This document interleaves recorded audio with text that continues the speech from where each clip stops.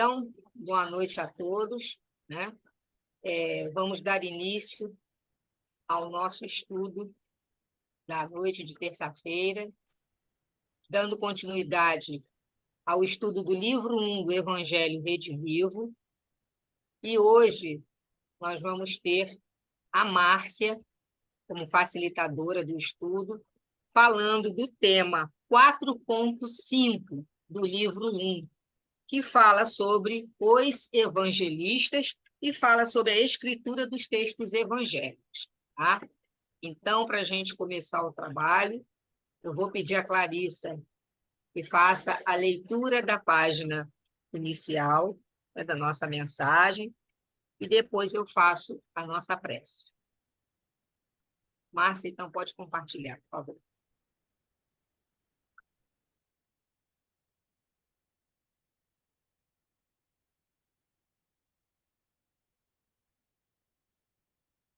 Do livro Vinhos de Luz, capítulo 13, a nossa página de hoje. Não confundas, porque a Escritura diz: todo aquele que nele crer não será confundido. Paulo, em Romanos, capítulo 10, versículo 11. Em todos os círculos do cristianismo, há formas diversas quanto à crença individual. Há católicos romanos que restringem ao padre o objeto de confiança, reformistas evangélicos que se limitam à fórmula verbal e espiritistas que concentram todas as expressões da fé na organização mediúnica. É natural, portanto, a colheita de desilusões. Em todos os lugares, há sacerdotes que não satisfazem, fórmulas verbalistas que não atendem e médiuns que não solucionam todas as necessidades. Além disso, temos a considerar que toda crença cega, distante do Cristo, pode redundar em séria perturbação. Quase sempre os devotos não pedem algo mais que a satisfação egoística no culto comum, no sentimento rudimentar da religiosidade, e daí os desastres do coração. O discípulo sincero, em todas as circunstâncias, compreende a probabilidade de falência na colaboração humana e, por isso, coloca o ensino de Jesus acima de tudo. O Mestre não veio ao mundo operar a exaltação do egoísmo individual, e sim traçar um roteiro definitivo às criaturas, instituindo o trabalho edificante e revelando os objetivos sublimes da vida. Lembra sempre que tua existência é jornada para Deus. Em que objeto centralizas a tua crença, meu amigo? Recorda que é necessário crer sinceramente em Jesus e segui-lo, para não sermos confundidos. Emmanuel. Muito obrigada, Clarissa. Então, agora, vamos fazer a nossa prece para dar início aos nossos estudos, né? Ao estudo da noite. Então, vamos rogar a Deus, nosso Pai, infinita bondade e misericórdia, Jesus, Meimei, e aos amigos espirituais que nos acompanham nesse momento de estudo e de aprendizagem, pedindo que possamos ter mais uma noite de aprendizado, que a Márcia seja intuída e possa nos passar da melhor maneira possível aquilo que precisamos compreender, para ajudar cada vez mais a nosso mergulho, né, nessa doutrina, a descoberta dessa doutrina consoladora. Então, Senhor, agradecemos a oportunidade bendita e que possamos, então, dar início à nossa reunião. Que assim seja, dou graças a Deus. Márcia, a palavra é sua. Georgia, eu vou pedir um minuto só um minutinho, tá?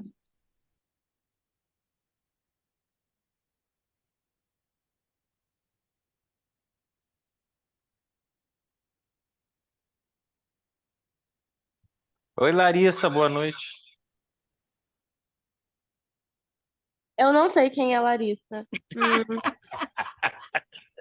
Sabe não vou sim. responder. Então não vou Gente, responder. aproveitando aqui a oportunidade, semana que vem teremos um palestrante de fora, né? Conforme foi combinado, todo início de mês nós temos uma pessoa de fora no ESG, porque como não temos mais a palestra, na palestra de quarta-feira, pessoas de fora, então as pessoas que foram convidadas vão participar agora às terças-feiras. E é todo início de mês. Então, a semana que vem nós teremos Gustavo Silveira. Tá? Agora a Márcia vai. Gente, desculpa aí, tá? Probleminha em casa, mas está tudo certo. Tudo resolvido. Então, gente, hoje nós vamos tratar de um assunto. Tá gravando, Georgia? Não está aparecendo aqui para mim. Confere aí se está Está gravando. gravando, sim. Tá Tá. bom. Então, Gravando. gente, e Georgia, quem estiver entrando, você, por favor, vai fechando os microfones, né? Para que Você nós... me passou com o anfitrião? Passei, tá? Ok. Então, vamos lá, gente. Nós vamos hoje, né, dar continuidade ao tema 4 do livro 1, como a Georgia falou, do Evangelho Redivivo. O tema 4, ele trata do Evangelho de Jesus e a doutrina espírita. E aí a gente começou no ano passado, né, que Marcelo nos trouxe o Jesus como guia e modelo da humanidade terrestre. Marcelo terminou agora, na última semana antes do Carnaval, falando da missão de Jesus, Jesus como caminho, verdade e vida. Nós tivemos no ano passado também, a Elisa trouxe para a gente as características dos apóstolos, né? A missão dos apóstolos também. Então, a gente está nesse contexto de estudo, né? Estudando realmente o Evangelho de Jesus, compreendendo os apóstolos, isso tudo. E agora, o tema que cabe a nós hoje é sobre os evangelistas e a escritura dos textos evangélicos, tá? E aí, a primeira pergunta que eu faço para vocês: quem são os evangelistas? Quem lembra, vai lembrando, um a um. É Marcos, Mateus, Lucas, né? Lucas, são 4, né? São 4 evangelistas. Paulo, Não. Não. Alguém mais? Tá faltando um. Timóteo, Márcia. Não. Não. É João? João. Quem João. falou João? Eu. Isso. Então, gente, os 4 evangelistas são Mateus, Marcos, Lucas e João. E aí fica para nós espíritas uma reflexão. Nós espíritas conhecemos pouco os evangelistas, pouco os textos das escrituras. E isso, por vezes, nos atrapalha a compreender a mensagem do Cristo, porque nos deixa com uma compreensão meio que estreita, se a gente não conhece as características deles, tá? E aí, eu vou perguntar para vocês: todos foram apóstolos de Jesus? Os 4 evangelistas? Sim ou Não. não? Alguém acha diferente da Geórgia? Todos eles participaram daqueles 12, do grupo de 12 que eu estou falando, tá? Que nós chamamos do Colégio Apostolar de Jesus. Todos. Ninguém mais? Geórgia disse que não, então quem é que participou do Colégio Apostolar? Quem fazia parte dos 12? Jesus. Geórgia, quem participava? Você disse que não, os Não, 4, eu acho né? que Lucas, por exemplo, não foi apóstolo de Jesus. Eu me lembro muito bem que Lucas, ele inclusive esteve com Paulo, né? E aprendeu muito, teve e trocou muita coisa com Paulo. Então, ele não foi discípulo de Jesus. Tem João, mais eu acho um. Tem mais um. que Lucas não foi, não sei se. Alguém Marcos, aí? Alguém Marcos, aí que está na sala tem uma ideia? Não me ouve, não. Cris? Falei o Ah. Marcos. Marcos, é isso, gente. Hein? Mateus. Mateus, peraí. Mateus. Mateus e João foram os Foram únicos apóstolos. apóstolos de Jesus que conviveram com Jesus. Marcos e Lucas, não. Existem até historiadores que acreditam que Marcos possa ter tido algum contato com Jesus, mas Lucas nem o conheceu, tá? Mas, assim, isso desses historiadores também é uma coisa, né, que a gente está falando do século I, né? Então, essas histórias todas também Ô, Márcia, se estão eu não me perdidas. engano, Lucas era médico. Nós vamos estar falando um pouquinho deles, tá? Aliás, pouquinho não. Hoje a proposta é falar deles, Deles. né? Isso. Então, vamos dar continuidade, porque a gente vai ter que entender algum contexto histórico aí antes de falar especificamente de cada um, tá? E essa pergunta eu faço para vocês. Em que período foram escritos os ensinamentos do Cristo? Eles foram escritos quando, por exemplo, Mateus e João conviveram com Jesus? E Não. Marcos e Lucas chegaram quando nessa história toda aí? Vocês têm uma ideia disso? É importante essa pergunta, tá, gente? É importante. Eu Opa! acho que tudo de Jesus só foi. Todos os ensinamentos de Jesus só foram escritos depois da morte dele. Mas muito depois, hein? Muito Vou depois. dizer para vocês, né? Então vamos lá. É importante a gente saber essa história, gente. Os ensinamentos, os registros dos ensinamentos do Cristo foram escritos em diferentes períodos, não foram todos no mesmo período. Quando a Elisa falou aqui para a gente dos apóstolos, vocês se lembram qual a idade de João quando ele fez parte do colégio apostólico? Quantos anos que tinha João? Era o mais novo. João tinha 13 anos, era o mais novinho deles na época. Gente, eu vou ter que. Deixa eu fechar aqui. Isso. Então, assim, os registros dos ensinamentos foram em diferentes períodos, tá? E há uma grande similitude entre os textos do Novo Testamento, tá? Eles são muito parecidos e eles formam um conjunto que é sólido, que é o que a gente conhece, tá?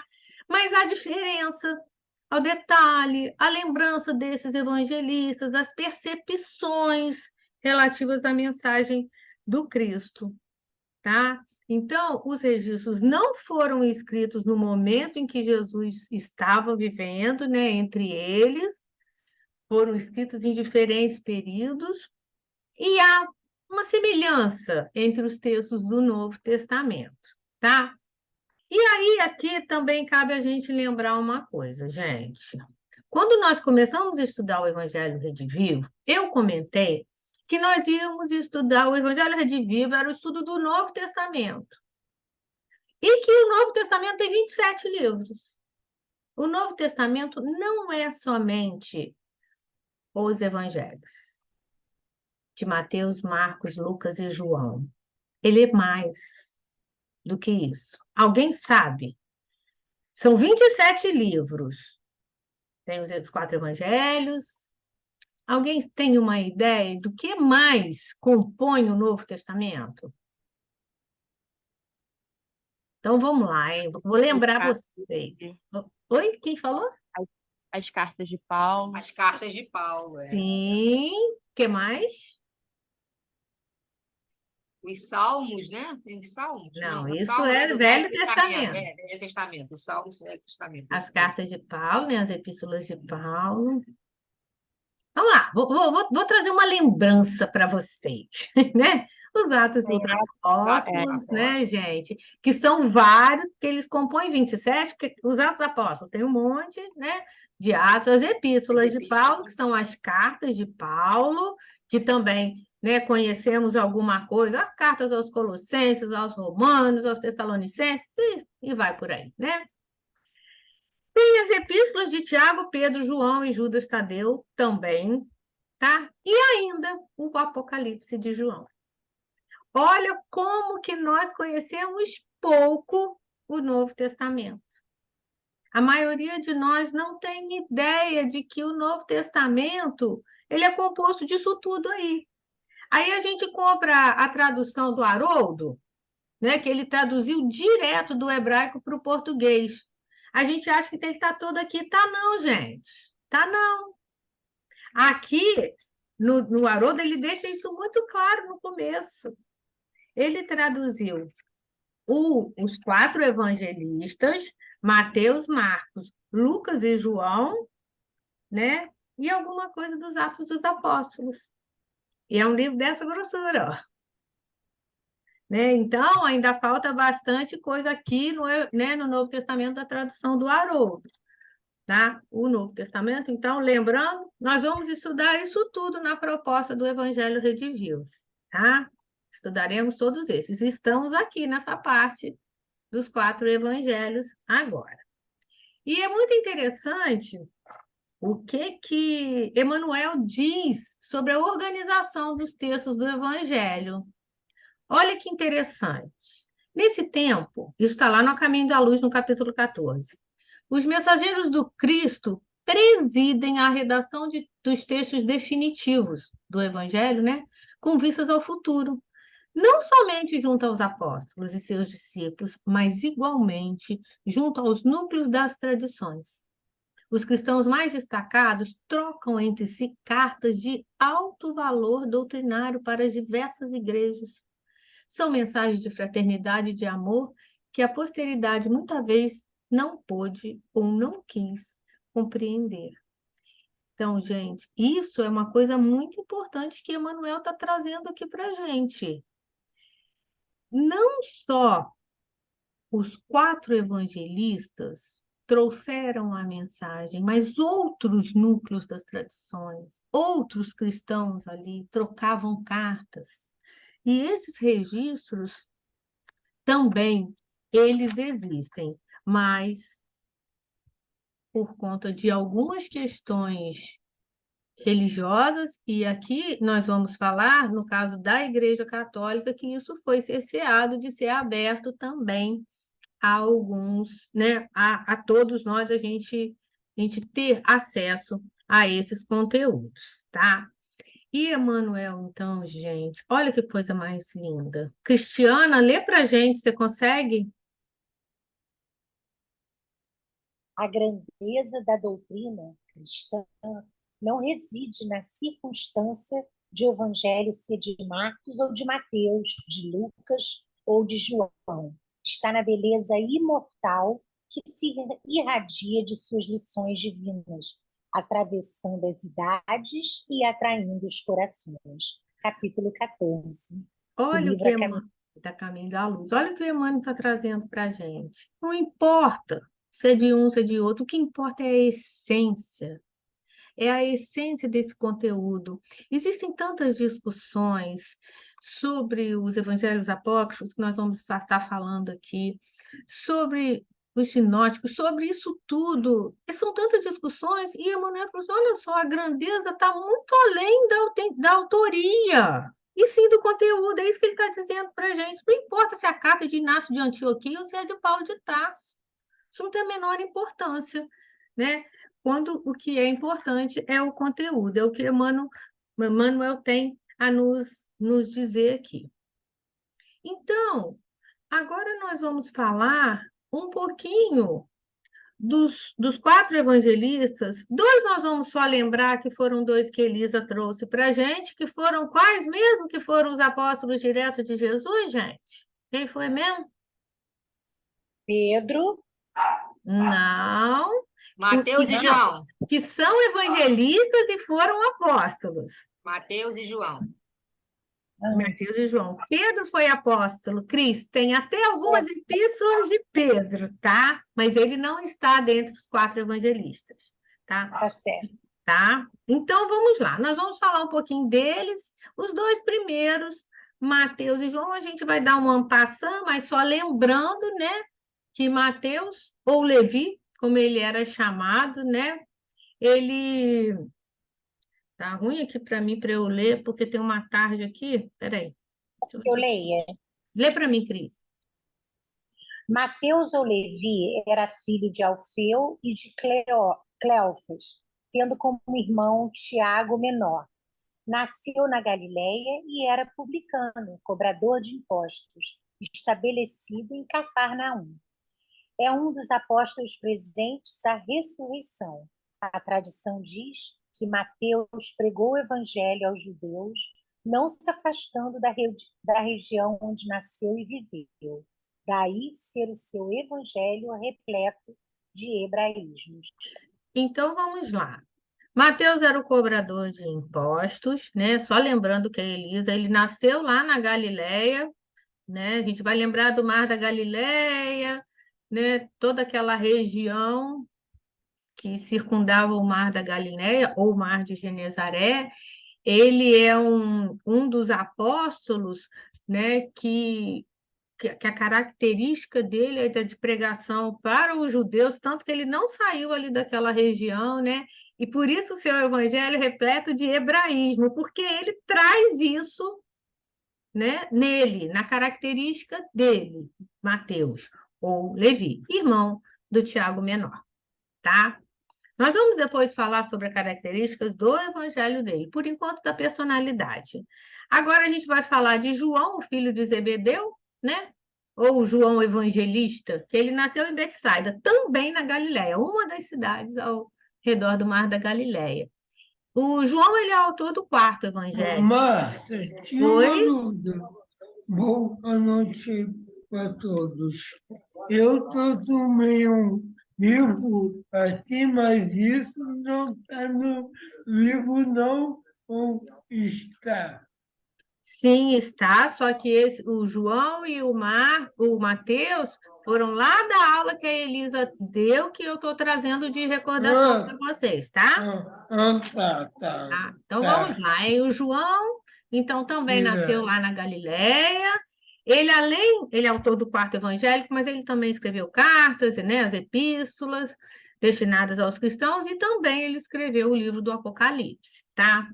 O Evangelho de João é diferente dos outros três, a gente vai ver, que são chamados de sinóticos, né? Os outros três têm uma característica muito semelhante.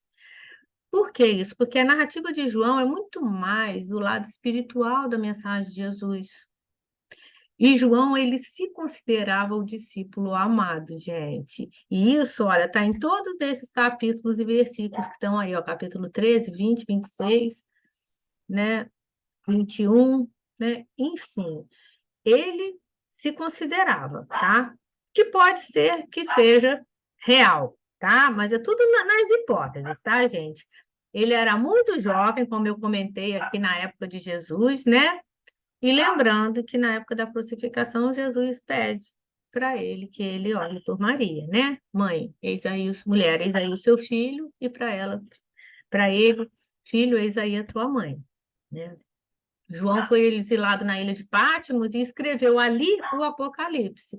Ele morreu bem idoso, por cerca de uns 100 anos, mais ou menos, né? E possivelmente no ano 100 da nossa era cristã. Gente, tudo que se falar em data com relação a essa época aí, é tudo aproximado, né? A gente não tem nenhum registro assim fiel, é isso, né? É tudo aproximado, tá bom? Lembramos dos dois apóstolos que nós já tínhamos falado anteriormente, que são os dois evangelistas, Mateus e João, e agora a gente vai falar um pouquinho de Marcos, né? O Marcos, na verdade, o nome dele é João Marcos, porque Marcos é sobrenome, tá? O nome dele é João, isso está lá nos Atos dos Apóstolos, ó. Essas informações todas que estão em parênteses são as referências, tá, gente? Ele era primo de Barnabé. Barnabé foi um dos primeiros cristãos, né, mencionados no Novo Testamento, tá? E ele acompanhou Barnabé e Paulo desde Jerusalém, tá? Ele e Marcos, Barnabé e Marcos foram para o Chipre, e depois eles reencontram Paulo lá em Roma. Eu queria chamar a atenção de vocês que o lema do programa Rede Vivo, qual é, gente? A mensagem de Alcione, qual é para nós? Quem lembra? Para que a gente É pode falar. viver, né? É sentir. Peraí. São 4 palavras. Ai, conhecer, Conhecer, Conhecer, meditar, meditar, sentir sentir e e viver. viver, né? Conhecer. Então, porque para a gente conhecer a mensagem, para a gente se inteirar da mensagem de Jesus, a gente tem que passar por essas 4 fases. Nós estamos aqui no momento de conhecer. A gente está conhecendo quem são os evangelistas, não é? É a nossa proposta de hoje. É claro que a gente está dando esses dados históricos, são importantes para a gente entender. E outras informações de Marcos, né, que ele é o menor dos evangelhos, tá? São 678 versículos, ele é bem pequenininho mesmo.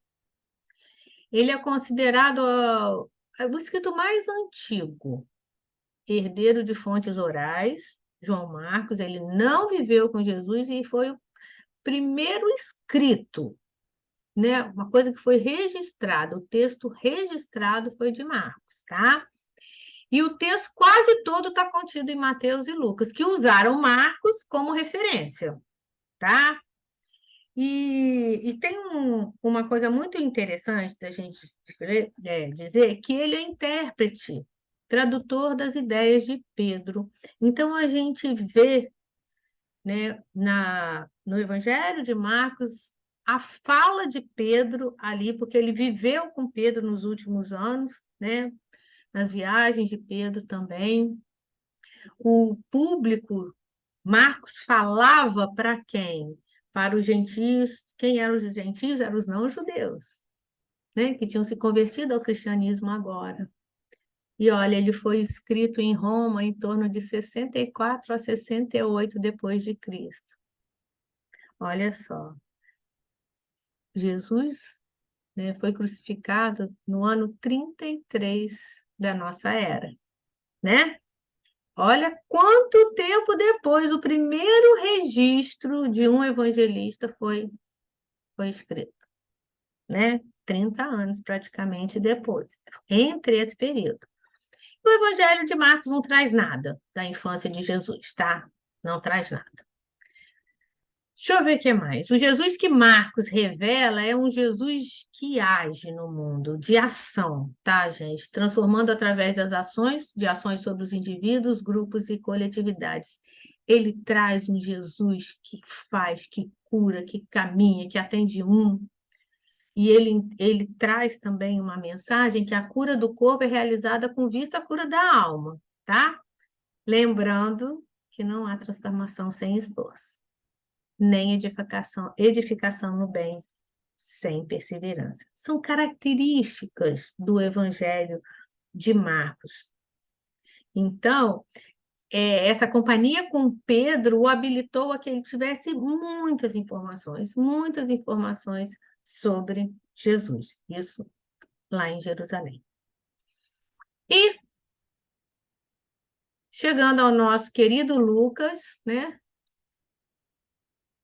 O Lucas é um médico, né? Ele é um judeu grego médico, gente, lá de Antioquia, né? Síria hoje, né? Uma pessoa de boa educação, familiarizado com as regras da exegese judaica, a interpretação judaica de todos os símbolos do judaísmo. Ele tinha um notável conhecimento da Septuaginta, nós vamos estar falando sobre ela, que foi a tradução da Bíblia hebraica para o grego. Ele conhecia profundamente, então ele era um homem acadêmico, um homem estudioso. E o evangelho dele corresponde a 27% de todo o Novo Testamento. Olha que coisa interessante, gente. Nós não vimos que são 27 livros no Novo Testamento? 27% está no Evangelho de Lucas. Você vê como ele é rico. Ele foi companheiro de Paulo, uma grande parte do ministério dele, e ele é o médico amado, né? Paulo se refere a ele com muito carinho, muito carinho. Lucas não foi discípulo direto de Jesus, vamos lembrar disso, gente, porque ele próprio, no texto dele, ele se coloca fora das testemunhas que estiveram ali oculares, né? Ele também utiliza como fonte o Evangelho de Marcos, tá? Todos eles, né, utilizaram. E o que os espíritos dizem sobre Lucas? Isso é a Amélia Rodrigues, né? Ela nos diz que Lucas, recém-convertido por Paulo, residiu em Cesareia, no lar do diácono Filipe. O diácono era o ajudante da igreja, né? E ele residiu ali, de quem, emocionado, escutou a narrativa oral dos acontecimentos, bem como em Jerusalém ouviu os mesmos feitos contados por Tiago Menor. Então, ele era um recém-convertido por Paulo, morou na casa de um diácono e ele escutou tudo que ele ouviu, né, por Tiago Menor. Ele era erudito, o que é isso? Ele tinha esse conhecimento acadêmico, né? Nasceu em Antioquia, de uma cultura helênica, que é a cultura grega. Ele é o narrador deslumbrado e comovido dos feitos e palavras de Jesus. Isso Amélia Rodrigues nos relata sobre a característica desse evangelista, tá, gente? Paulo fala dele em algumas epístolas, tá? Nos diz. E ele é o último dos evangelhos sinóticos. O que é isso? Quais são os evangelhos sinóticos? Mateus, Marcos e Lucas. Por que eles são chamados de sinóticos? Porque eles têm semelhanças, eles têm características muito semelhantes. Entre os três sinóticos, ele é o último, porque o primeiro, Mateus, Marcos e Lucas. É o evangelho com maior quantidade de material exclusivo. Olha que coisa interessante. Embora ele tenha aquilo que está no Evangelho de Marcos, que ele utiliza como fonte, mas ele tem outras coisas que Marcos não traz, nem Mateus, tá? É um evangelho que é escrito com as recordações de Maria, porque ele esteve com Maria também, que falou da infância, né, de Jesus, e ele traz um viés histórico, um viés jornalístico, ele tem toda uma cadência, é um evangelho muito bem estruturado, dada a formação de Lucas. É um evangelho um texto, vamos dizer assim, muito, muito bem estruturado. Tá? Olha que lindo que Emmanuel, no Evangelho por Emmanuel, né, nós temos essa passagem, olha, Emmanuel falando. Lê para a gente aí, Georgia. Lucas, recolhendo as flores do Evangelho que cresceram no solo dos corações daqueles que viveram e conviveram com o Mestre, soube legar à posteridade esse grupo eterno de poema de luzes e consolações, pleno de ações transformadoras. Então, a gente vê como Emmanuel também fala do texto de Lucas, tá, gente? Olha o professor Celestino que fala dele. Olha, as histórias de Lucas são baseadas em fatos de pecadores reabilitados. Samaritanos, publicanos, centuriões, mulheres perdidas, pagãos e todos os desprezados pelo farisaísmo constituem a sua maior clientela. Então, as histórias que ele traz são do povo daquela época, né? São reflexões que a gente está trazendo. E aí, antes da gente, né, continuar, eu queria saber de vocês, né? Eu estou sendo clara porque, assim, não é simples a gente estar tentando compreender e apreender todo esse conceito num dia só. O que eu estou trazendo para vocês é uma síntese. O texto está completo no Evangelho Redivivo, não é? E eu gostaria de saber de vocês, assim, se já conheciam alguns desses evangelistas da característica mais pessoal, nós não estamos falando dos textos ainda propriamente dito. Queria saber a opinião de vocês. Alguém vai falar, vai iniciar? Eu, assim, deixa eu falar, então, se alguém depois, né, quiser falar, eu conhecia os quatro evangelistas por conta mesmo de outros estudos, né, que a gente vai fazer para uma palestra ou para o ESD mesmo, a gente sempre acaba esbarrando com os evangelistas, né? E alguma característica ou outra, por exemplo, a questão de Lucas ser médico, por incrível que pareça, essa informação eu tenho gravada em minha memória do filme sobre Paulo de Tarso que eu assisti, Hum, né? Que fala, mostra o Lucas, o encontro dele com Paulo na prisão, e aí ele começou a escrever, né? Paulo começou a escrever as cartas, e Lucas foi aprendendo, foi trocando com ele. Então, assim, algumas informações vêm de um filme, de uma coisa ou outra que retrata a história, e dos estudos que a gente sempre faz e sempre. Né? Por isso que logo veio. Eu só estava em dúvida em João, realmente, mas Mateus, Marcos e Lucas eu tinha certeza que eram os quatro evangelistas. Né? E Lucas eu sabia que, por tabela, que não tinha convivido com Cristo por causa do convívio dele com Paulo. sim, é verdade. Entendeu? Né? Paulo Aí, também não aí conviveu eu com já Jesus. eliminei, foi tipo assim, por eliminação, vou eliminar. Na verdade é que nós conhecemos pouco, gente. Nós espíritas estudamos pouco. O Novo Testamento dirá o Velho Testamento, Velho, que muito menos a gente conhece. E é muito importante para a nossa compreensão da mensagem do Cristo. O Álvaro está com a mão levantada? Márcia, boa noite aí para todos. Eu não conhecia nem o novo e nem o velho. A passado do tanto eu vim referenciando de exatamente ter uma noção que o Novo Testamento é depois de Jesus e o Velho Testamento é antes de Jesus. Eu estou certo?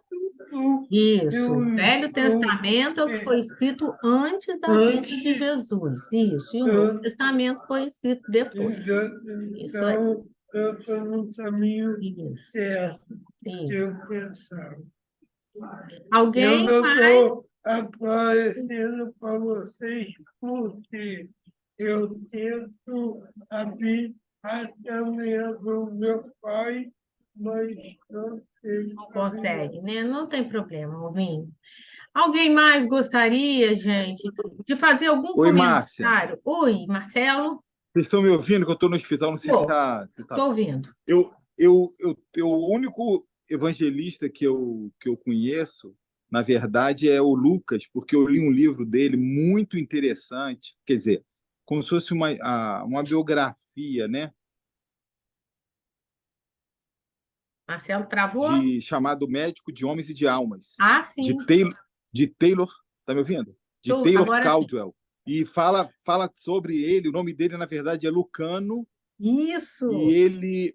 tem uma história que ele, quando jovem, ele se apaixona por uma menina e essa menina morre e ele passa a não acreditar em Deus de jeito nenhum, fica revoltadíssimo Olha e só. depois ele, cursando a medicina, ele entra para uma viagem em que ele vai tratar das pessoas com tanto amor, com tanto carinho, cuidando dos homens que estavam movimentando o barco, com lepra, com tudo quanto era doença, e ele Olha só. altamente comprometido, até por esse motivo que ele utiliza no vocabulário dele coisas sobre náutica, de uma forma muito com mais propriedade, Ah, olha porque que ele fala interessante. atracar, ele fala Sim. por causa da experiência pessoal dele em navegação. E Poxa, se que eu não me legal. engano, Márcia, parece que um dos irmãos dele era soldado romano.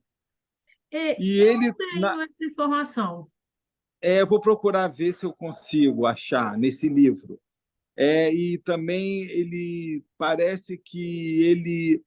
Então, quando- aí o que despertou nele foi justamente ele saber sobre Jesus, ele sabia que tinha um homem, e aí ele começou a se interessar e buscar, mas ele não chegou a tempo de conhecer Jesus. Não E conhecia. nesse livro fala muito do diálogo dele com Maria de Nazaré, que é uma Sim. coisa linda, linda, Imagina. fantástica, profunda. Traz Assim, para gente na próxima aula, Marcelo. é emocionante. Se você Tá, eu quiser vou ver se eu tirar, consigo. consegue achar, tirar Eu uma acho que foto, de repente, que aí eu coloco no slide, né? tá, eu vou ver se eu consigo lembrar. Boa, É Tá, o quê? joia. Do livro? Do É do livro? A livro. foto do livro? Vou ver se eu acho. Aqui. Eu não tenho o livro, mas que ótimas coisas que você trouxe, porque, na verdade, o nome dele é grego, né? É Loucas, É, né? Mas é a abreviatura do nome latino Loucano, né? Ou Lucílios, aqui no texto ainda fala dois nomes, né? Mas é isso aí. Muito bom, isso. obrigada, Marcelo. Alguém mais? Então, vamos dar continuidade. Então, a gente falou, vamos passando a característica dos quatro evangelistas. Agora, a gente vai entender um pouquinho, antes de falar dos textos mesmo, nós vamos entender um pouquinho o que são os evangelhos canônicos, os evangelhos apócrifos e a Septuaginta, ou 70 em algarismos romanos. Alguém já ouviu falar em evangelhos canônicos, apócrifos ou a Septuaginta? Todos já ouviram falar? Então, vamos só recordar, né? Bora lá. Primeira coisa, o que que a história registra? Ela nos registra que no primeiro século, tá? Surgiram vários textos que tratavam do Cristo e da missão dele. E foi nesse contexto aí que Mateus, Marcos, Lucas e João registraram os ensinamentos de Jesus, resultando num conjunto de textos sagrados que passou a ser denominado pela Igreja Católica Romana dos Evangelhos Canônicos. Então, no primeiro século surgiram vários textos no qual os evangelistas se apropriaram e registraram os ensinamentos de Jesus, que resultou nesses evangelhos canônicos. E agora, eu pergunto para vocês, né? Como é que a gente pode entender o que é isso? Por que é canônico? O que significa essa palavra? Alguém tem uma ideia?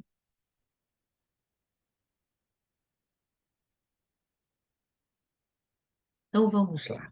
Vou lembrar, vocês É já têm reconhecido pela igreja esquecido. como original, né? Isso, Como real, como autêntico. origem divina, né? É algo assim, é isso aí, Marcelo.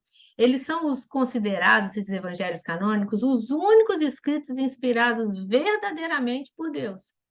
Esses quatro evangelhos, Mateus, Marcos, João e Lucas, fazem parte de todos os catálogos antigos das escrituras gregas cristãs, não existindo a menor dúvida quanto à sua legitimidade ou canonicidade. Então, canonicidade é sinônimo de legitimidade, porque são os únicos considerados escritos verdadeiramente inspirados por Deus, que são os quatro evangelhos que nós estamos aqui a todo momento nos referindo. Georgia, apareceu alguma coisa no chat, mas eu não tenho como abrir, senão vai atrapalhar a minha tela. Se você puder ver, eu te agradeço. Está Dá escrito licença. aqui. É a Isabel que escreveu, que pede desculpa, mas a internet não está deixando ela escutar nada. Aí ela vai sair, deu boa noite e saiu. Inclusive, Isabel, está sendo gravado. Aí depois a gente Isso. pode disponibilizar o link para você estar assistindo, tá? Então, vamos lá. Então, oi, Desculpa, Márcia. Não, e o pode falar, microfone do Érica. Alvin? O microfone do Alvin está aberto. Georgia, por favor. Isso, vamos lá. Obrigado, Érica. Então, vamos lá, gente. Qual o significado da palavra canônico? Isso é uma coisa bem interessante. Essa palavra deriva da latina canon, que significa linha de medir, regra, modelo. O termo latino deriva do grego canon, que é regra ou vara. Então, canon é aquilo que seria de modelo, de regra. Por isso, os evangelhos canônicos, tá? Mas essa palavra, ela é usada para um monte de outros significados, tá, gente? Qualquer regra, qualquer padrão a gente pode chamar de cânon ou cânone, né? Por exemplo, uma lista de obras de um autor qualquer. Se ela é genuína, é o cânon. Por exemplo, o cânon de Shakespeare, é todas aquelas obras que são as genuínas. E na música, a gente tem uma espécie de música chamada cânone. Não sei se vocês já ouviram o canto gregoriano, são muitos cânones que são feitos. O que é isso? Sobre um tema, uma frase melódica. Por exemplo, larararara. É essa frase. Eu começo, depois Georgia começa, depois Marcelo começa, depois o Eric, todo mundo cantando essa mesma frase em tempos alternados. Canto gregoriano. É isso. Então, essa na música é utilizada dessa forma. Eu tenho um exemplo, mequetrefe, né, gente? Claro, né? Vai todo mundo ouvir o canto gregoriano e vai, só para vocês entenderem, tá? Então, é regra, é modelo a palavra canônico, né? E dentro do contexto do evangelho, não é?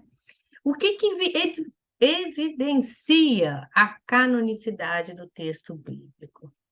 E aí, olha só, fator básico do reconhecimento dessa canonicidade é a inspiração divina. E o teste principal para isso era a origem apostólica. Veio dos apóstolos, mesmo aqueles que a gente já aprendeu aqui hoje, que não foram apóstolos diretos do Cristo, mas eles tiveram contato com eles. Então, esse era o critério, tá? Que tivesse essa... Peraí, só um instantinho. Essa origem apostólica, tá? E que deviam ser seguidos por todos os cristãos, tá, gente? Então, há critérios de canonicidade para justificar quais os livros devem ser incluídos no Antigo e no Novo Testamento? Esse é um deles, né, que a gente falou, que a origem é apostólica, atribuído e baseado no ministério e nos ensinamentos da primeira geração de apóstolos ou seus companheiros próximos. Aqui isso é uma coisa importante da gente entender. Olha, a primeira geração de apóstolos é aqueles que conviveram com Jesus, os 12, tá? A segunda geração de apóstolos, nós podemos incluir Marcos. Marcos não esteve conviver com Jesus, mas ele conviveu com Pedro. E depois nós temos a terceira geração, que é Lucas. Ele conviveu com Paulo, que não foi apóstolo de Jesus. Então são 3 gerações. Aí é importante a gente entender isso, para depois a gente entender os textos, sabe? Então, essa origem apostólica é atribuída e baseada nos ensinamentos dessa primeira geração ou dos companheiros próximos, tá?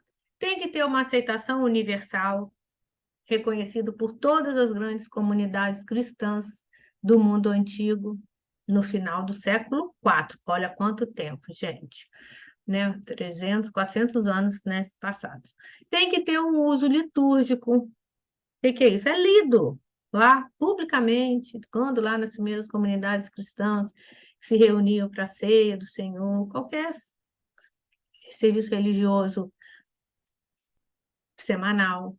A mensagem ser consistente é outro critério da canonicidade, né, que tem um conteúdo similar, né, ou complementar aos outros textos cristãos ou aceitos universalmente. Isso tudo eram os critérios, tá? Então, gente, o cânon do Novo Testamento são os 27 livros que a gente falou ali atrás. São considerados os livros de inspiração divina, que devem ser seguidos pelos cristãos. São só os 4 evangelhos? Não. O que mais que a gente falou que faz parte do Novo Testamento? Além dos 4 evangelhos, Atos dos Apóstolos, Epístolas de Paulo, as epístolas gerais, que são de Pedro, né, Tiago, de todos eles, e o Apocalipse de João. Apocalipse de João. Esse é o cânon do Novo Testamento, tá? Que é os livros que foram considerados pela Igreja Católica Romana de inspiração divina, tá?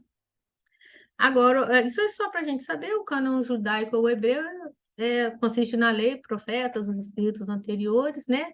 São 30 livros. Isso é só a título da gente ter conhecimento. Então, Evangelhos canônicos já aprendemos. Qual a principal mensagem? Quando eu ouvi evangelho canônico, o que é isso?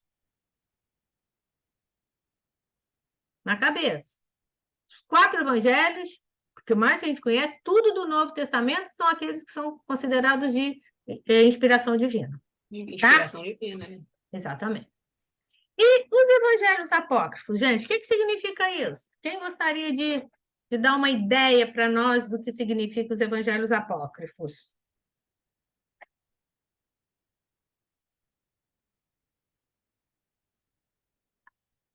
Ninguém, gente. É apócrifo, acho que é porque não é original, né? Ou seja, não veio diretamente dos apóstolos. São livros, são textos, né, anônimos que foram Não, contados, então certamente. tem de apóstolos também, só que não Eles são são considerados a Canônicos, né? mensagem, a inspiração divina. Divino, Inspiração exatamente divina, isso. é. Tem o de Tiago, né? Tem Sim, um que é muito famoso, que é o de Tiago. sim. Eles chamam de...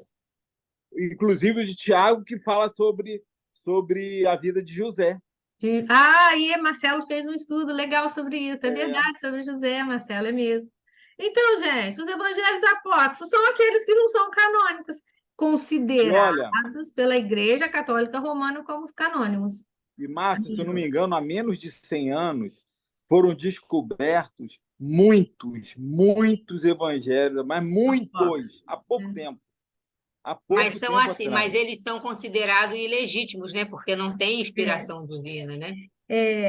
Segundo, né, aqueles mesmos que criaram exatamente. a situação da tríplice da Santíssima Trindade, É. etc.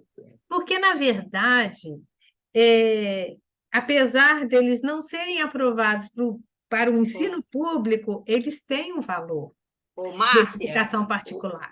Márcia, Oi. o Eric está com a mão levantada. Oi, Eric, pois não. Não, os 4 são baseados. Oh, desculpa, eu botei o Eric. Desculpa, Eric. Apertei errado. Eric, volta! Não, os 4 Desculpa. são baseados em fatos reais divinos, né, de apóstolos e evangelistas que conviveram com Jesus, à exceção de Lucas. E certo? Marcos, que não conviveram com Jesus. Não. Os apócrifos, eles foram baseados nesses 4? Não. Tem diversos, Eric. Vou colocar aqui para vocês, tá? Esses são aqueles que não foram considerados de inspiração divina, como os 27 livros do Novo Testamento. Vamos lá?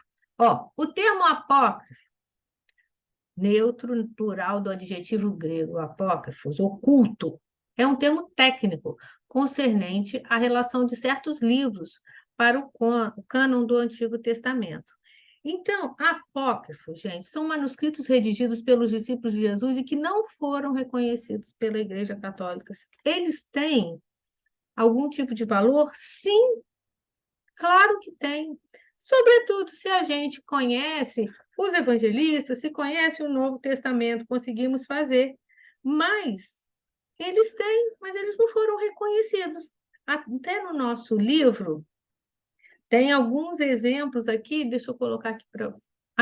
acho que acho que eu coloquei depois. Eu vou mostrar para vocês alguns apócrifos. Então, gente, os escritos evangélicos foram divididos em canônicos e apócrifos. Canônicos, os 27 livros do Novo Testamento. E apócrifos, os manuscritos redigidos pelos discípulos que não foram reconhecidos, lá no Concílio de Nicéia. Aqui os exemplos estão aqui. O Evangelho, livro apócrifo, né? Evangelho de Maria Madalena, de Tomé, de Filipe. Os Atos de Pedro, de Paulo, tem dos evangelistas também, Eric, olha. De Pedro. Dos 12 apóstolos, são vários, de Pilatos. Epístolas de Pilatos a Herodes, de Pedro a Filipe. O Apocalipse de Tiago, uma parte do Apocalipse de João, de Estevão, de Pedro. Então, são muitos, e Marcelo disse agora há pouco, ainda foram descobertos mais de 100, né? Recentemente, a gente fala no último século, né? Deve ser. Então, assim, apócrifos são todos aqueles que não são canônicos. Márcia, eu acredito que até isso aí, serem considerados apócrifos, eu acho que a questão do domínio da igreja em relação aos dogmas devia ser tão forte que esses textos, de uma certa maneira, deveria ou contrapor algum dogma daquele, e aí foi proibido, né? Porque não haveria interesse em discutir ou colocar em pauta o que estava supostamente indo de encontro aos dogmas que eles estabeleceram, né? Estavam estabelecendo, né? Porque a gente vai falar nos Porque se concílios de tem dos próprios Nicéia, apóstolos aí, né? E outros tantos que foram, vamos dizer assim, discípulos de Cristo e seguidores e como é que podem, então, esses textos serem considerados, vamos dizer, entre aspas, ilegítimos? Com certeza, Geórgia, até porque isso não foi feito nos primeiros séculos da nossa era, não é? Os concílios foram realizados no século VI, no século VIII, né? Muito tempo depois, então, Depois, exatamente. né? É muito tempo. Então, Eric conseguiu esclarecer a questão dos livros apócrifos, os canônicos? Sim, Márcia. Sim? Sim. Todo mundo Obrigado. ali? Alguém tem alguma dúvida ou queira colocar mais alguma coisa para acrescentar na nossa fala? Então, bora lá, hein? Deixa eu ver as horas, gente. 8 horas, tá. Outra palavra, olha quanta palavra nova para Imagina, Márcio, o conteúdo histórico. Marcelo, pode repetir que eu não ouvi. Falou do conteúdo histórico, é isso que ele falou. Imagina o conteúdo histórico que não deve ter nesses inúmeros evangelhos, né? E a Os gente, apócrifos, de repente, né, Marcelo? por conta dessa proibição, né? classificação, né? A gente acaba deixando de lado. É verdade. O quanto que isso deve ter, né? Quem sabe? Algum dia, não é? Verdade. Gente, agora outra palavra. Olha, nós já falamos aqui evangelhos sinóticos, apócrifos, canônicos. Agora nós vamos estar falando da Septuaginta, né? A Septuaginta, deixa eu tirar isso aqui, gente, só um instantinho, que está me atrapalhando. Ah, tirei. Septuaginta significa 70 em grego. E muitas vezes as pessoas se referem à Septuaginta somente com o número em romanos, tá? O LXX. O que é isso? É uma lenda do século II antes de Cristo, de que 72 anciãos de Israel traduziram a Bíblia hebraica para o grego em menos de 72 dias. Isso é uma lenda, que foi feito por 72 em 72 dias, mas que ela foi traduzida do hebraico para o grego, tá? E não nessa coisa lendária aí que traz o contexto da Septuaginta, tá? Então, ela é, sem dúvida, a mais importante versão da Bíblia hebraica. Foi provavelmente preparada em Alexandria por vários tradutores, tá? Que trabalharam muito, olha só, gente, entre os séculos 3 e 1 antes de Cristo. Então, foi muito trabalho. Essa coisa da lenda dos 72 dias pode ser igual a criação do mundo em 7 dias, né? A gente pode entender num paralelo aí que foi muito mais tempo, até porque a gente vai lembrar as características da escrita hebraica, né? A época de Jesus, que não era uma coisa tão simples de ser compreendida. Então, o valor dela, sem dúvida, é histórico. E aí, vale aqui a gente lembrar que o Novo Testamento faz várias citações do Antigo como seu principal livro-texto. Nós estudamos isso no livro Consolador. E quase todas essas situações vêm da Septuaginta, dessa tradução do hebraico para o grego.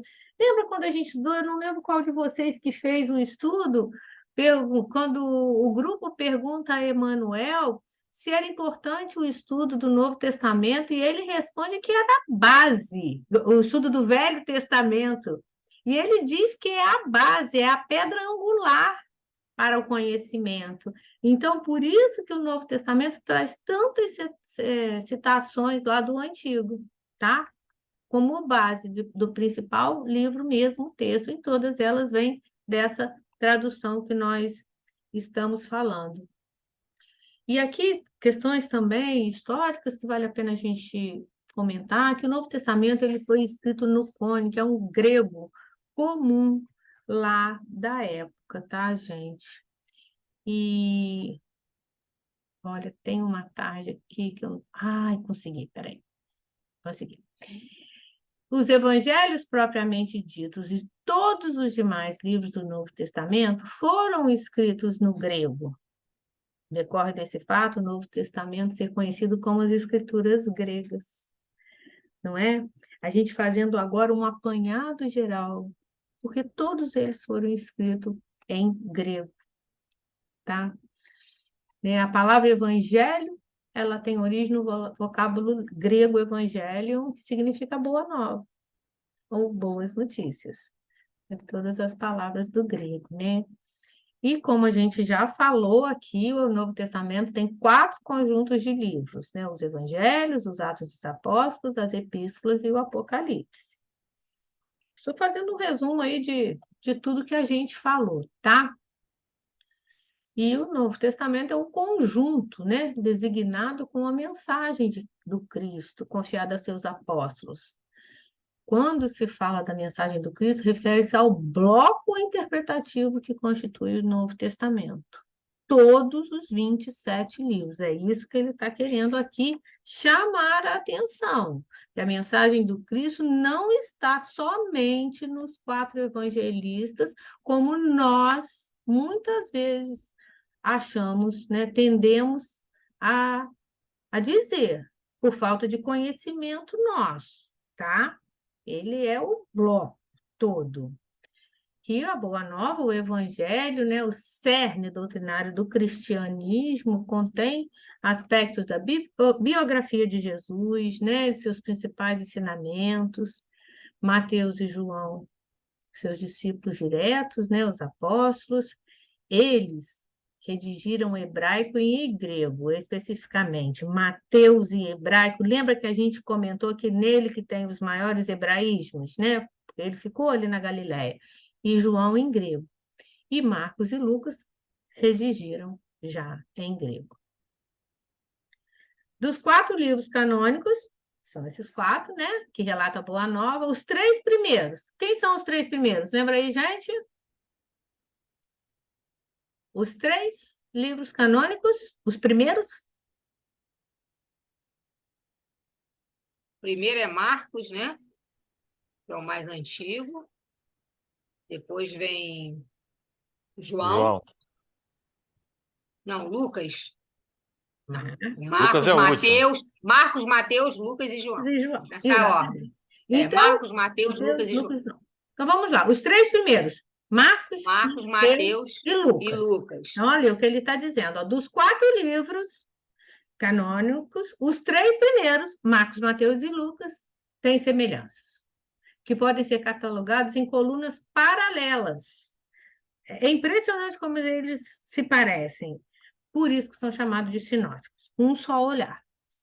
Mas eles também têm divergências, tá, gente? Tem muitas diferenças entre eles, mas eles tiveram o mesmo olhar, todos os 3, tá? Quanto ao quarto, é esse que é o evangelho diferente, que é o evangelho de João. Ele é único. Ele se distingue dos outros em tudo, em conteúdo, no estilo, na forma. O evangelho de João é completamente diferente dos demais. A hipótese mais aceita para justificar essas similaridades existentes nos sinóticos, né, Marcos, Mateus e Lucas, é a teoria de 2 fontes. Primeiro, das reminiscências de Pedro, do que Pedro se lembrou e passou para eles, e a fonte Q. Essa fonte Q, gente, é uma coisa muito interessante, porque é uma fonte desconhecida, que ninguém sabe identificar, então foi considerada pela historiografia bíblica de fonte Q, de Kelly, essa palavra alemã, tá? Só também a título da gente conhecer, porque pode ser que a gente ouça isso. Os textos evangélicos sofreram, ao longo dos tempos, 3 grandes modificações, tá? No texto original, escrito pelos evangelistas, durante a elaboração da Vulgata, alguém lembra quem era a Vulgata? Que foi a tradução para o latim da Bíblia. Porque até então ela estava em grego. Lembra que ela foi traduzida do hebraico para o grego, e isso aconteceu no século V, por Jerônimo, São Jerônimo, que ele era chamado. Então, as modificações no texto original, durante a elaboração da Vulgata, quando foi traduzido para o latim, e na revisão dessa, da Vulgata, que é a que a gente tem hoje. Então, dá para a gente ter uma ideia das transformações que foram sofridas pelos evangelhos, né, gente? Porque não foram poucas as modificações. O ambiente histórico em que o evangelho surgiu é o do judaísmo, formado e alimentado pelas escrituras do Antigo Testamento. Então, esse ambiente que os evangelistas nos contam é o do judaísmo, né? Que estava lá, atrelado às escrituras do Antigo Testamento.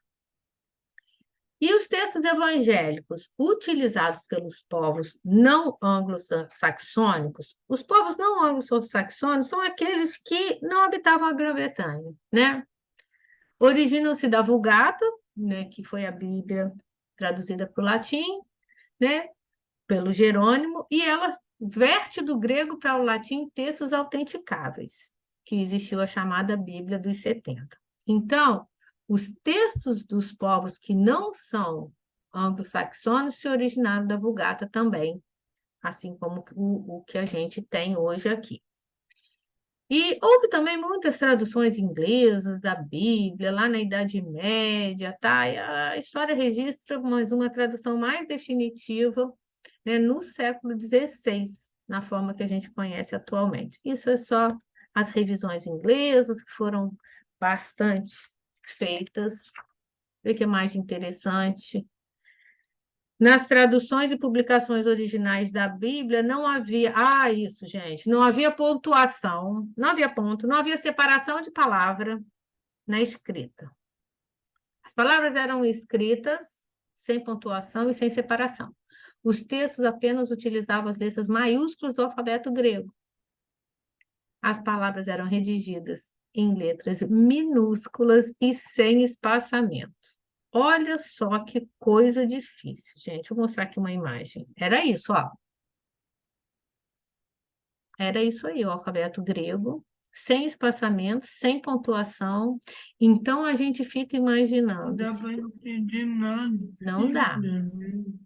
Não é? Os textos dos manuscritos gregos não tem capítulo, não tem versículo, não tem separação entre as palavras. As letras são escritas uma ao lado da outra, sem espaço, sem vírgula, sem acento, enfim, sem divisão. Então, a gente imagina o quanto isso também não dá duplo, triplo interpretação. Na nossa língua portuguesa, quando a gente não coloca uma vírgula, muda completamente o sentido em alguma frase. Márcia, agora eu já sei onde os médicos se inspiraram para fazer. Tem razão. É nisso aí, nesse manuscrito mesmo, tem razão. Dois, três de ordem, dois, três. Muito bom, muito Muito bom. bom. É isso aí. Imagina isso. E aí, olha o que o texto ainda fala, gente. Médicos e dentistas Ih, olha lá, os também. dentistas. Ih, mexeu com o Marcelo, Ih, mexeu com o Marcelo, olha Marcelo. lá, ó. A questão de colocação de espaço, gente, olha só, entre palavra e frase, só foi a partir do século IX, gente. Olha isso. Pontuação surgiu com o aparecimento da imprensa no século XV. Então, a organização dos textos bíblicos em capítulos foi elaborada por um padre inglês, né, no século XIII. Olha quanto tempo! E a subdivisão dos capítulos em versículos foi feita por um tipógrafo parisiense no século... É 16 que está escrito aí embaixo? É, né? É 16. É. Então, olha só, gente, um texto assim, que 9 séculos depois foi dado espaçamento, pontuação, divisão... Você vê que de uma situação para outra demorou séculos. Séculos. né? Quer dizer, Como isso não foi tão bem transformado, né? e aí, à medida que ia mexendo, o que não foi sendo subtraído ou Inserido, né? inserido? É. Verdade. É claro que nós temos aí toda uma proteção da espiritualidade maior, como o A Caminho da Luz nos fala, né? Que Emmanuel nos fala, mas mesmo assim, a ação do homem se fez presente também aqui, né?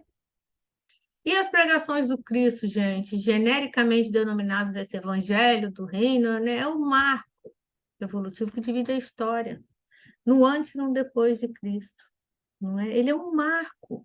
A vinda de Jesus ao nosso planeta e para nós espíritas, a vinda de Jesus, né, como modelo e guia, faz toda a diferença. Faz toda a diferença na história da humanidade. E deixa eu ver se tem mais alguma coisa aqui. E aí, Eu depois até, se você descompartilhar, eu compartilho o livro que o Marcelo falou e o resumo do livro. Tá? mas espera aí um pouquinho. Então, espera aí. Antes só disso, Georgia, nós agora entraríamos nos 4 evangelistas, nos evangelhos mesmo, das características dos textos. Mas eu acho que hoje a gente já teve muito conteúdo histórico, né? Palavras que não fazem parte do nosso cotidiano, que nós precisamos de um tempo para aprender todos esses conceitos, né? Quem tiver a oportunidade de ler o Evangelho Redivivo, porque o que eu falei aqui, claro, teve uma pesquisa minha a mais, mas é mínimo perto do material que a gente tem no Evangelho Redivivo, tá, gente? Então, eu acho que seria bom que a gente deixasse para a próxima semana o estudo dos 4 evangelhos separado, que tem coisas muito interessantes para a gente poder né, avaliar, refletir.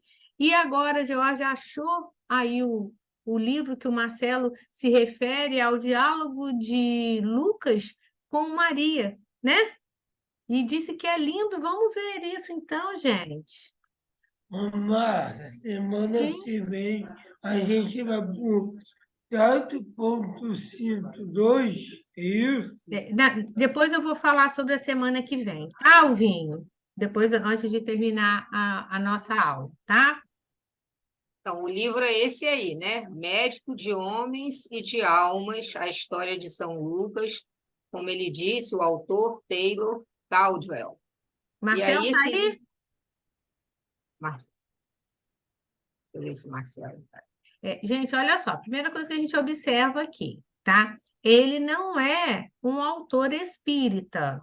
Exato. Ele está trazendo um relato histórico. Repara como ele trata Lucas como São Lucas. São Lucas, Coisa que exatamente. nós espíritas não temos essa denominação porque não acreditamos que sejam santos. Nós temos uma compreensão que foram espíritos que vieram para auxiliar, né? Na Boa Nova, no Evangelho, tá? Aí tá aí, ó. Mas acho que Taylor Caldwell, acho que é mulher, né? Porque tá aqui, a autora. Assim, a Bíblia apresenta São Lucas como médico de coração generoso, bem instruído e autor de um dos evangelhos e do livro de Atos. Lendas antigas o descrevem como uma pessoa fora do comum, a quem são atribuídos milagres e prodígios antes mesmo de sua conversão ao cristianismo. Em Médico de Homens de Alma, Taylor Caldwell combina estas 2 imagens de um dos mais importantes ícones da Igreja cristã primitiva, caracterizado pela constante preocupação com o sofrimento de enfermos, oprimidos e pobres. A autora pesquisou... mulher, né? Georgia, você achou o diálogo? Porque aqui Não, aí ele vai falar o que a gente já falou, ele né? falou, o diálogo, peraí, eu não tinha procurado, Ele não. com Maria, né? Deixa eu Mas ver não aqui. tem problema, eu acho que também a gente pode, né, trazer esse diálogo, já que é uma coisa tão bonita e tão rica, a gente traz isso para a próxima semana, porque o que ela diz aqui, eu acho que foi muito do que nós falamos aqui, né? E vamos falar ainda mais na próxima semana, sobre a característica desses evangelhos. Não tem problema, Georgia. Não, Agora, aqui não tem mesmo. Não. É. Depois eu tento ver aqui, e aí tá qualquer bom, coisa eu coloco. tá ótimo, obrigada. E a gente traz para a próxima aula, tá, gente? Então, quem está aí na sala, que queira fazer algum comentário, que queira fazer alguma observação, ou alguma coisa que não ficou claro que eu possa ter passado para vocês. Georgia, pode interromper o compartilhamento, Ah, tá, posso. Peraí. né? Isso. Marcelo, Cris, Eluane, Cleia, Eric, Adriano, Álvaro. Alguém gostaria de fazer algum comentário? Marcelo? Não? Entendi. Muitas Tá muitas bom. palavras novas, diferentes. Aquele resumo que você fez agora no final foi assim, deu para entender tudo. Depois de ouvir tudo, né? O resuminho ali foi perfeito. Me preocupa quem vai ouvir isso depois, quando você falou assim, nós não acreditamos em santos, dos espíritas, né? Não é que não acreditamos que não sejam santos. Eles são pessoas, espíritos evoluidíssimos, né? Para a gente não existe a figura de santo, né? Mas é um espírito evoluído, né? Eric, vamos lá. Eram pescadores, os apóstolos de Jesus não eram espíritos evoluidíssimos, né? Vamos entender um pouquinho aí. Eram Então, bom, pessoas melhor.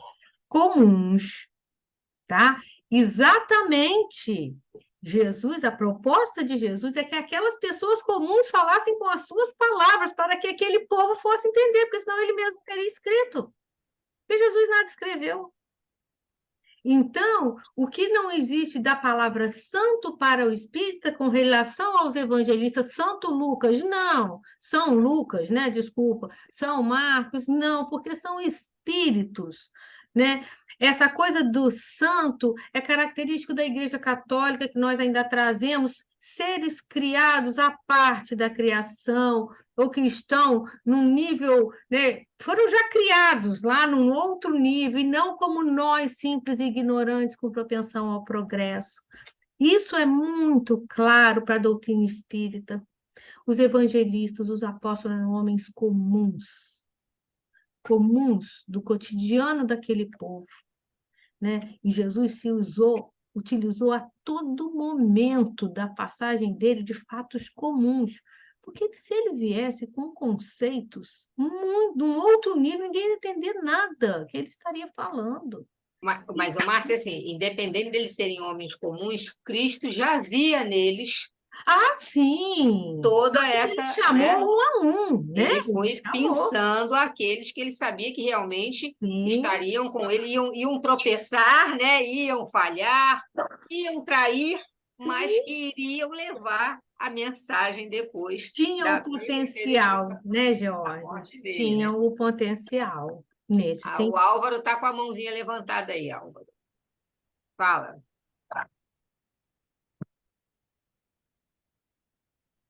Só para mim não se perder. Semana que vem é salto com Olha só, Alvinho, eu já vou falar sobre esse assunto, tá? Porque é grande o assunto e eu vou tratar dele daqui a pouco, tá? Nós vamos fechar o assunto aqui da noite e aí eu vou tratar da semana que vem, tá? Aguarda só um minutinho, beleza?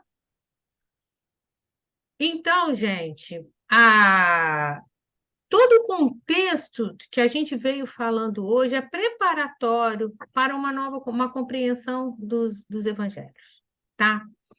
Então, uma coisa que nos chama atenção, quando eu falei dos três, quais são os três primeiros? Mateus, Marcos Evangelhos e canônicos, Lucas. né? Mateus, Marcos e João. Marcos e Lucas, né? Lucas, Mateus, Marcos e Lucas. E Lucas, desculpa. É. Por que Mateus é o primeiro? Se o primeiro que foi escrito foi Marcos, né? Essa é uma questão que nós precisamos entender. Mateus é o primeiro porque ele é o que faz a maior referência ao Velho Testamento. Ele é como se fosse um evangelho de transição para se chegar no novo.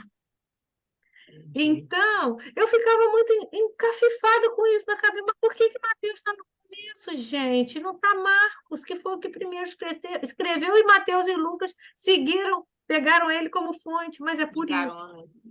entendeu? Porque Inclusive, Marcos teve até assim, o auxílio de Pedro, né? Conviveu com Pedro. E aí, por que não foi ele o primeiro? sim, né? E foi antes de todos, mas porque na organização julgou-se mais interessante desse que tinha maior referência ao Velho Testamento, tá? E nós vamos estar falando isso na nossa próxima aula também, vamos estar entendendo todo esse contexto, né, dos escritos dos evangelhos.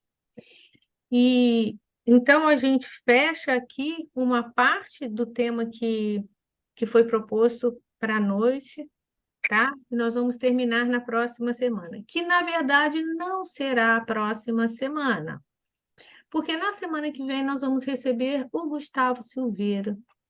Gente, o Gustavo é um menino de 25 anos que fala com uma propriedade sobre o Evangelho de Jesus, né? Quem puder, dá uma buscada aí na internet, né?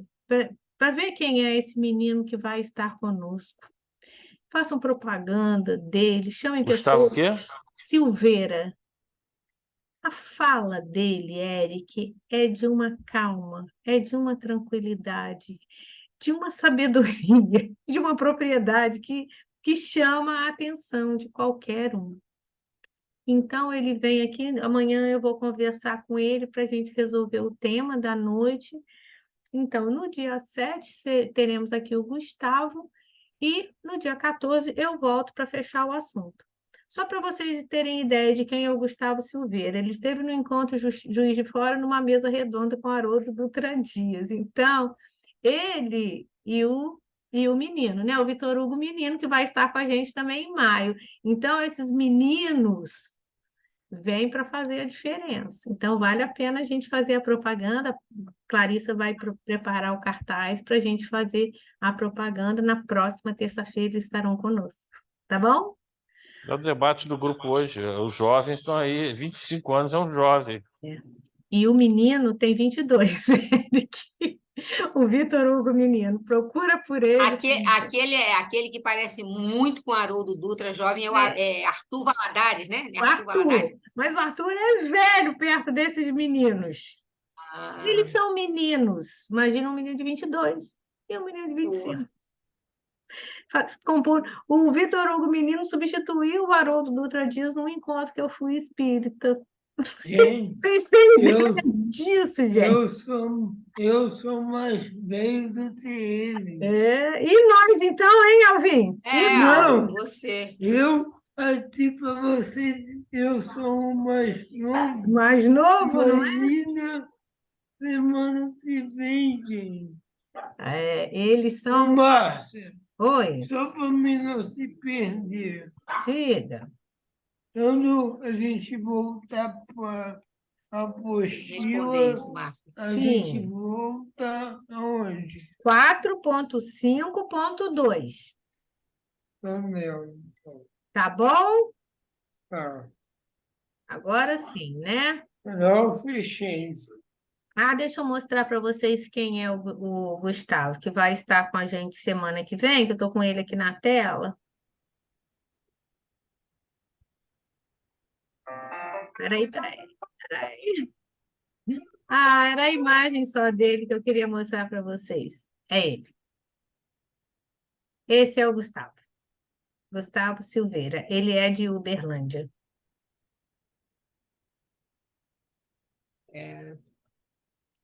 Eu não conhecia, não. Eu não conhecia. Ô, professor, permite fazer uma associação para a gente nunca mais esquecer os 4 evangelhos? Por favor, fala. É a ordem analfabética. Qual que é o primeiro? MT. T é a última letra, depois do R. Mateus. M, o quê? M? T, de tatu. Mateus. Uhum. Depois vem Marcos.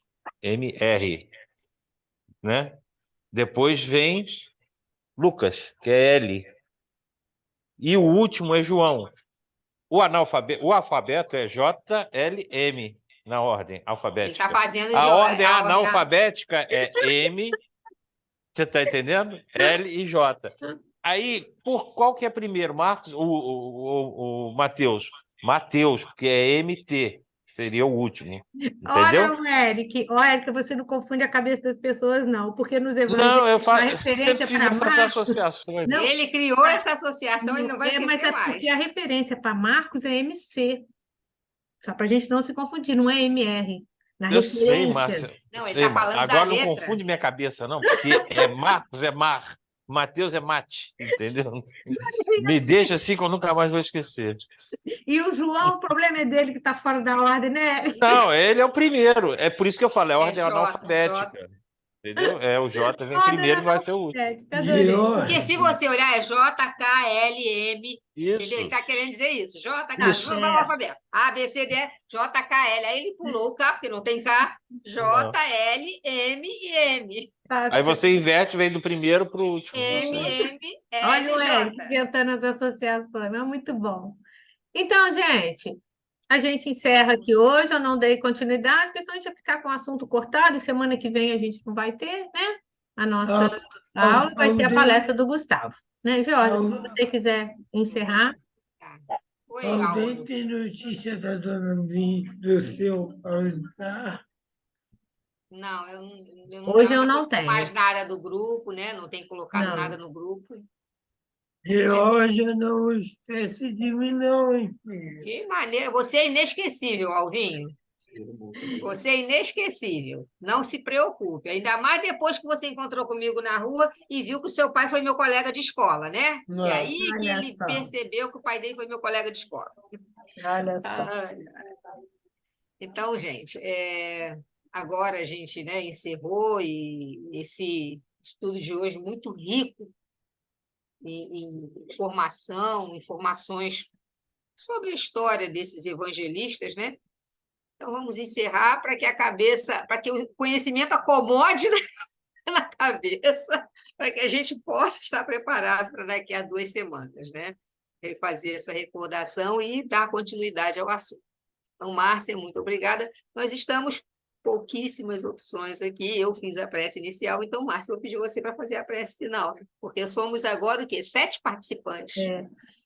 Então vamos lá, né, gente? Vamos agradecer a Deus pela grande oportunidade que nós estamos tendo de nos esclarecer de assuntos que por vezes passam desapercebidos por nós ou que não damos a importância necessária, mas que nós vamos percebendo à medida que vamos compreendendo toda a história, o momento que Jesus passou conosco, a gente vai compreendendo isso, a gente vai entendendo melhor a mensagem de Jesus. Então, Deus nosso Pai, nossa palavra é de gratidão hoje pelos estudos, pelos ensinamentos, que possamos acerenar os nossos corações para conseguirmos, né, apreender todos esses fatos históricos que vieram até nós, que nós possamos ser pacientes para compreender uma coisa de cada vez, que possamos ter equilíbrio, serenidade para lidar com a nossa vida diária. E te pedimos, Senhor, que a tua paz esteja presente em nossos corações, que nós possamos ser instrumentos dessa tua paz onde estivermos. Fica conosco agora e sempre. Por graças a Deus. Então é isso, gente. Encerrada a nossa aula de hoje.